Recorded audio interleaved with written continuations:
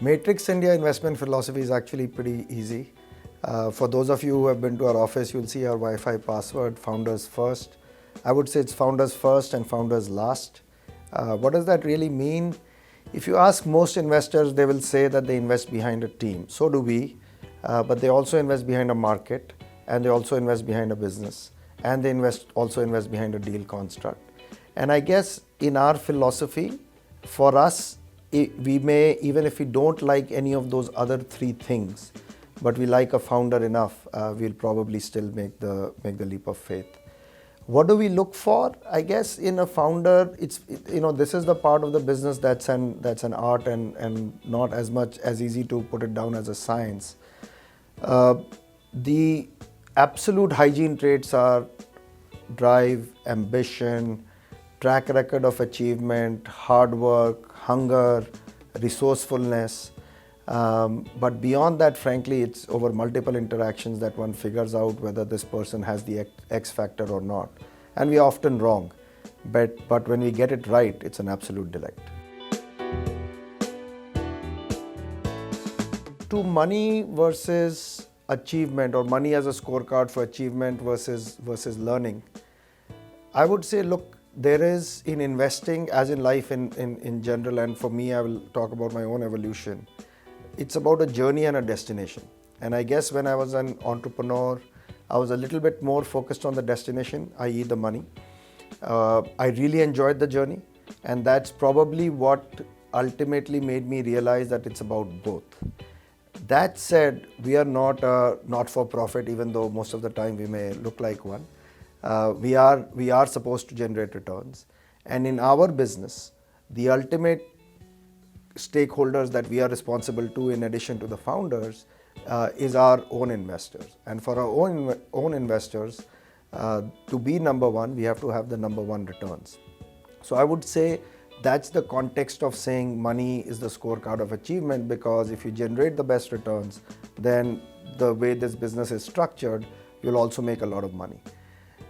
Now, if one could choose to invest in an entrepreneur that we think will make us a lot of money, but if we feel, and this is a very clear personal red line for me, that if we feel that the journey is not going to be fun, that this is a person where maybe the chemistry is not there, and we are not talking about the easy ones to rule out, which we all know, but if we feel that chemistry is not there, I don't think we should be investing, and most of the time we would not invest, because the journey, the ability to co-engage and learn from each other to us is as important as ultimately making money in the investment.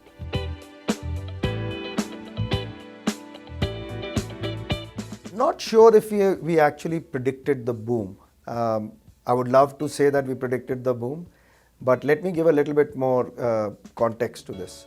Having been an entrepreneur, having started Bazi, it was clear to me when we started Matrix in 2006 that the market was still not fully there. So both Rishi and I felt the same, and so we decided that we would invest across sectors. That said, we did make a couple of investments in technology, which are now well-known companies, Quikr and Daily Hunt being the two. So we did have an indicator which was telling us what is happening in the market. We were also tracking other internet metrics.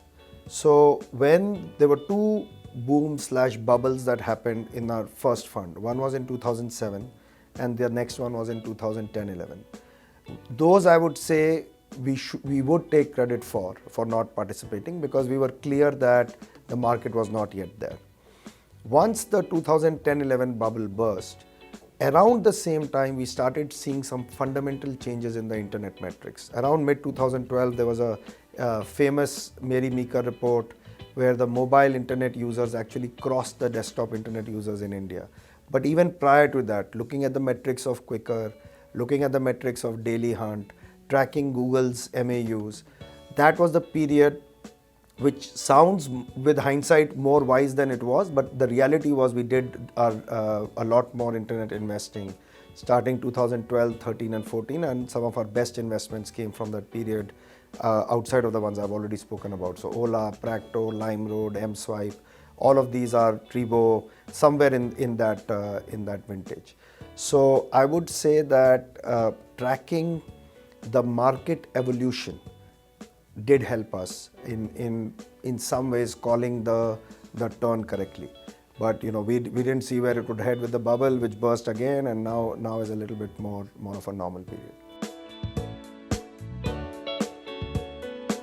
In terms of our focus sectors, frankly, if you ask me at a broad level across maybe 7-8 sectors, the focus doesn't really change.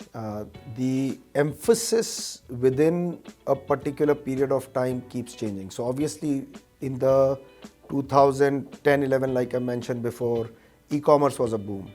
2014-15, again e-commerce was a boom, but transportation was a boom. Ola became very big during that period. Currently in the last, call it 12 to 14 months, SaaS, enterprise, B2B, fintech a lot more lately. So things keep changing. The thing to watch out for in our business is that there are very few periods of normalcy, so to speak, in any sector. It is normal in early stage investing to go between booms and busts. So for my own personal view is fintech is in a bubblish territory today, and is being talked about a lot, whereas e-commerce is in a bust territory because everybody believes that the horizontals are going to take over everything. So one has to be careful. It's a fear and greed business, and when others are greedy, you should be fearful, and vice versa. Whereas what actually happens is exactly the opposite. So with that context, I would say currently we are seeing a lot more companies, and like I said before, we are founders first. So it's less about our focus and more about what are the founders focused on, what are the companies getting created. And in the recent past, it's been more in fintech, health tech, B2B, SaaS, and I expect that to change. Hopefully it will change, because that means that there's a window of opportunity opening up in sectors like consumer, e-commerce, retail, marketplaces, etc. We don't know an investment is big until it makes it big. So the question that about big investments in recent times is only about money out rather than about the size of the investment. So there are some that are unannounced. The ones that we have announced so far in the recent past is Testbook, which is an online test prep company focused on government exam preparation. We are very excited about that. There are a few more that are in closing that will come out in due time. But like I said, Tribo actually has scaled up quite a bit in the recent past. HouseJoy is scaling up. So, in venture, it is probably 3 or 4 years after an investment is made that it actually starts showing results. Myra is doing well, Belong is doing well. So these are investments that were made 18 months or more before. So the rest will show up a couple of years out. Quite a bit in the recent past, unicorn has been a bad word. I think it's a great word. I think all companies should aspire to create a lot of value.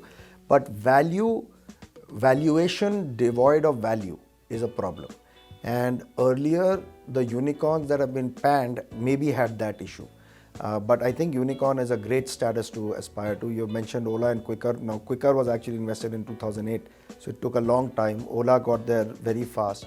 What are the other companies? I'm not just going to talk about our portfolio. I think a number of companies out there have very high potential to become large companies, as they should. Whether it's in our portfolio, Daily Hunt, M-Swipe, Tribo, Practo, potentially LimeRoad. Outside our portfolio, there's Zomato, there's Rivigo, there's Delivery.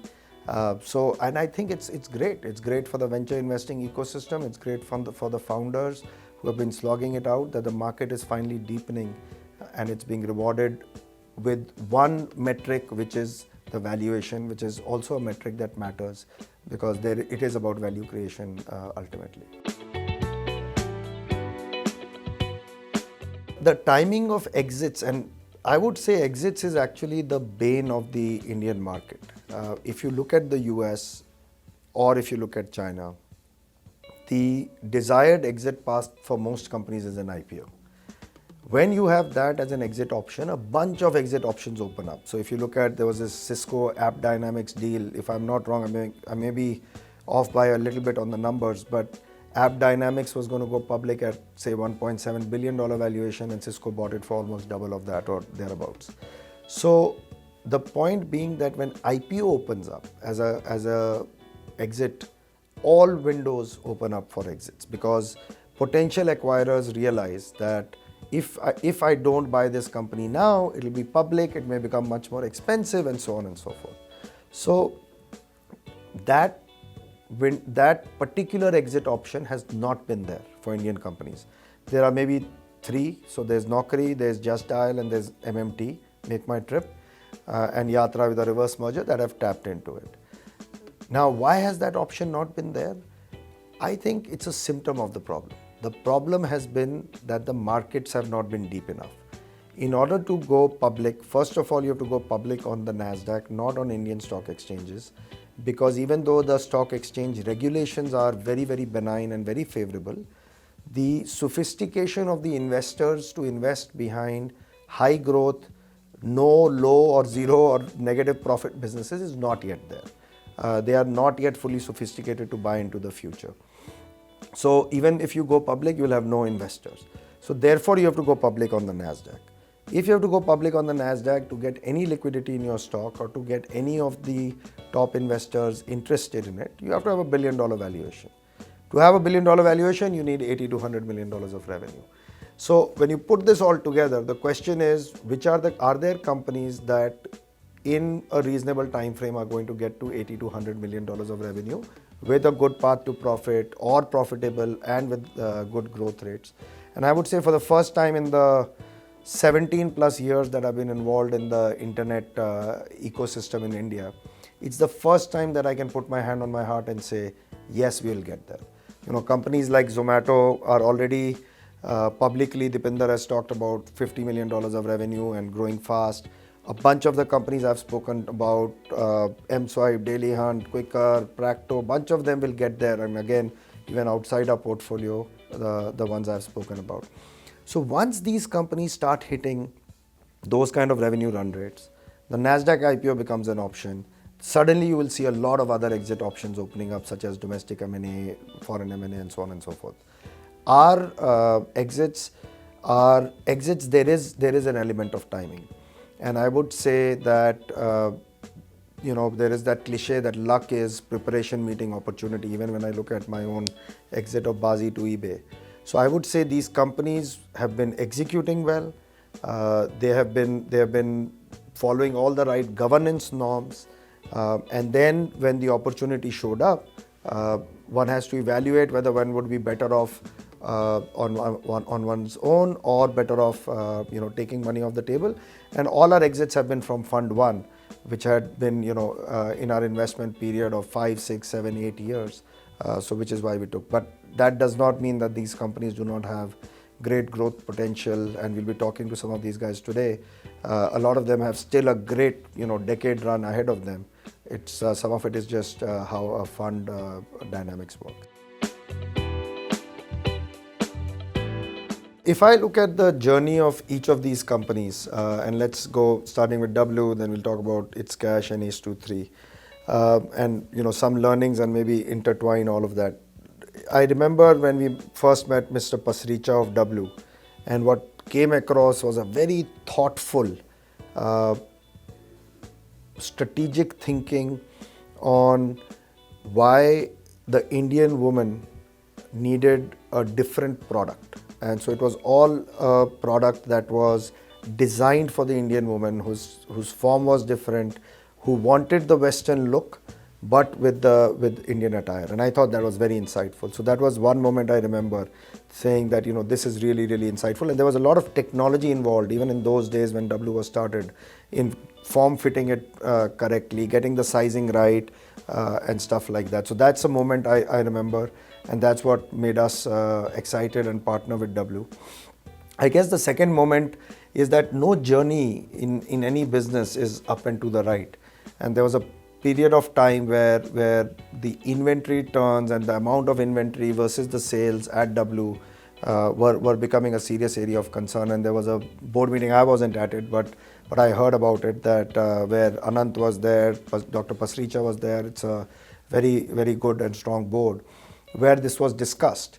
And the board and Mr. Pasricha actually said, look, 6 months, we are going to be fixing this issue.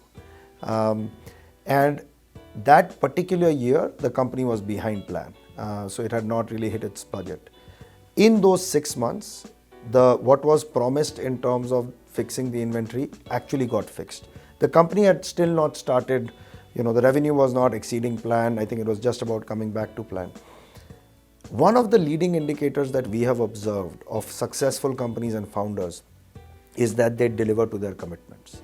So when we saw that this inventory issue was licked, and kudos to Anant and to Mr. Pasricha, when that was done, a lot of confidence came, and frankly, I remember discussing internally that this company is going to do very well, and obviously as a result generate a great result for us. So I think that is a moment I really remember. It's actually a tough thing to exit a company, honestly, because there is a human element involved. You have been in business with people for a while. You built over a period of 5, 6, 7 years a relationship.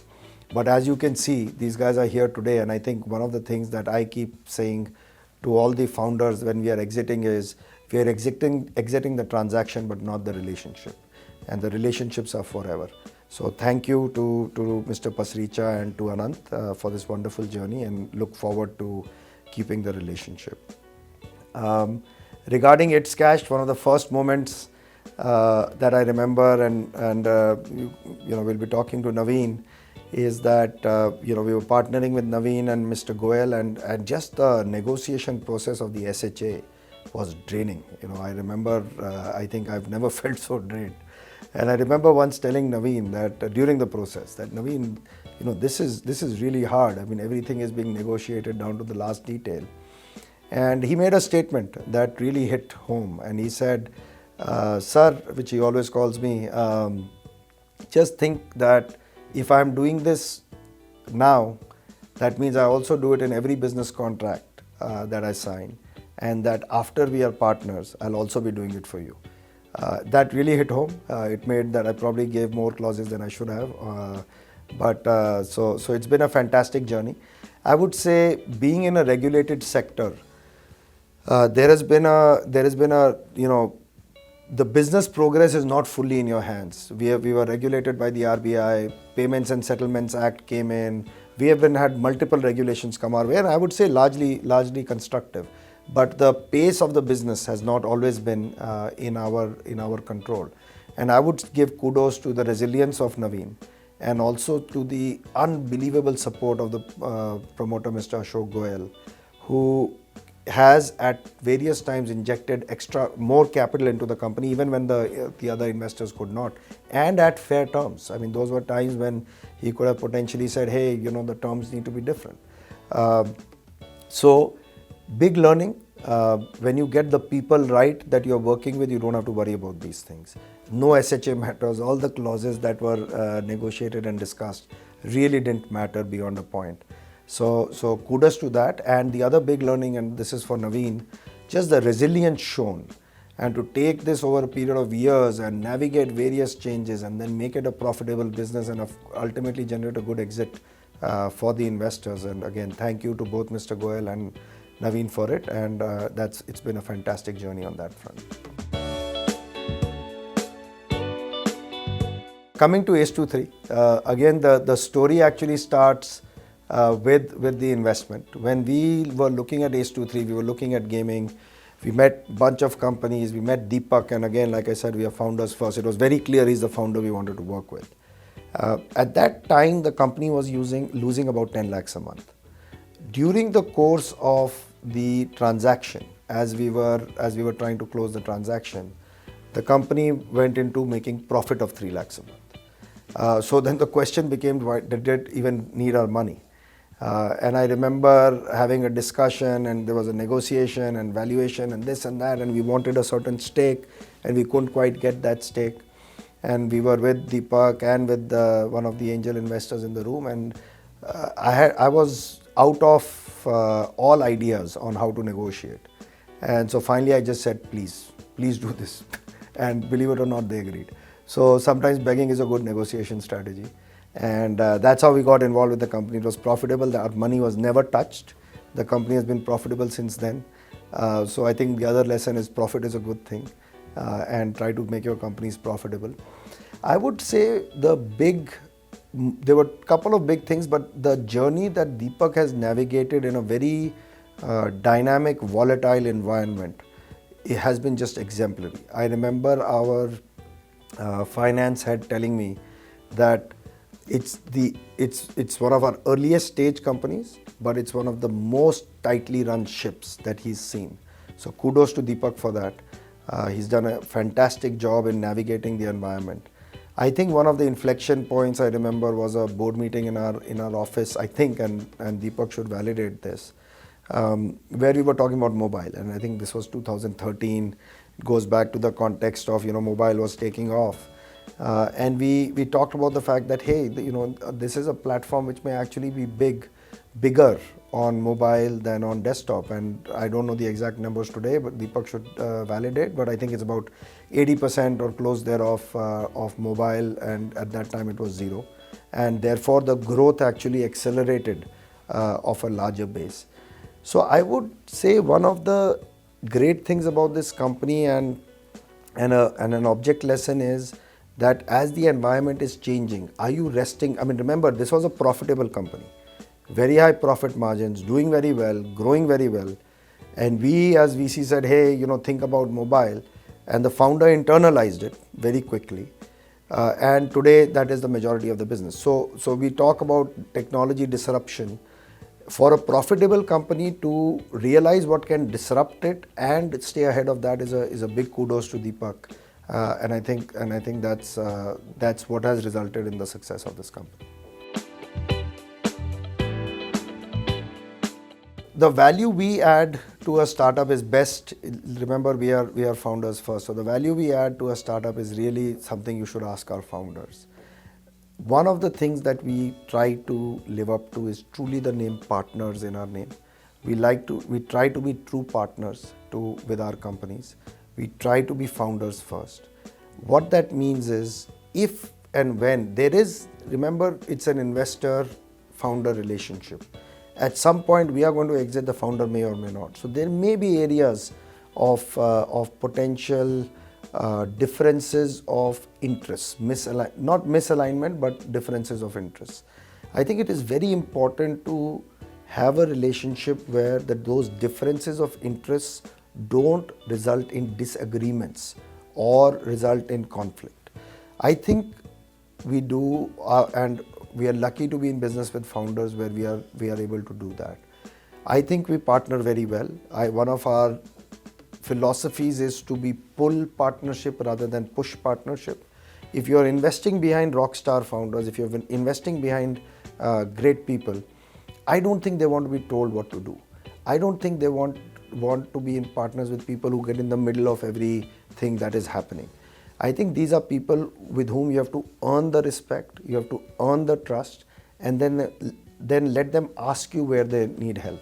And when they ask us, I think we help more than they even expect. So whether it's recruiting, whether it's strategy, whether it is business development, fundraising, we try to be as helpful as possible. But the underlying philosophy is the founder is the person who's putting. We have a portfolio, the founder does not. The founder has a single company portfolio. He or she is putting their life into it. So we want to be in business with the best of them. And in order to be in business with the best of them, there is a certain operating style that we need to bring to the table. I think we bring that, but again, like I said, our founders have to say that. Beyond a point, I don't want to be talking too much about it. To the question of what do we look for and how should people pitch us, I would say just be real. We see hundreds of companies. We are looking for people who are trying to solve a real need, a problem, a pain in the market that they have felt themselves and who are just going to go through a wall to make it happen, and who are real, who are intellectually honest, who are outside in, who are not sitting on their laurels and thinking they have the best product when the market is giving them opposite feedback, because they're not even listening to the market. So we look for those things, but frankly, there is no perfect answer or art to science to it. So I would just say, don't overthink it. Be real.